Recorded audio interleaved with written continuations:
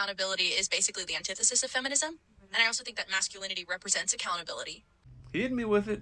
A lot of times in male-dominated spaces, there's a lot of accountability.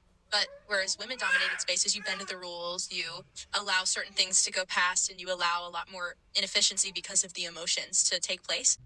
I don't know what you mean. Because if you're conceiving of accountability as, say, lying, men do it more frequently. Studies consistently find that we are both more likely to lie in order to benefit ourselves or lie to cover for someone else. That women, while only slightly more likely, are more likely to lie in situations that don't benefit them at all.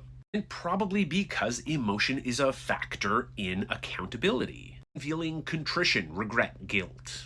In feeling that you should be accountable to somebody because you feel for them.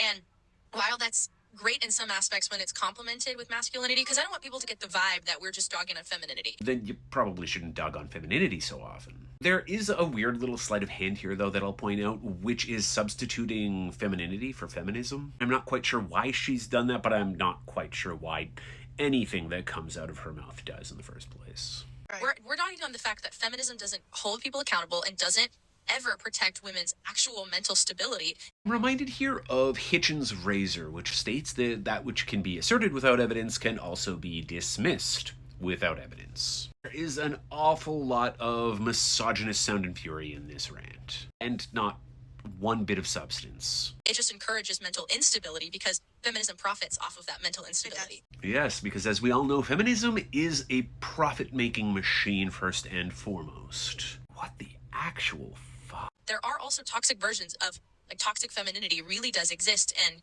feminism doesn't allow us to talk about that. This is actually the first thing that she has said that I can agree with, because yes, toxic femininity does exist. And it is restrictive, repressive, disciplinary, and punitive. And the woman that I am responding to right here is a textbook example. All the places where femininity can get hijacked are where masculinity needs to come back in and restabilize. So that everyone can recite absolute nonsense like you just did? Hard pass.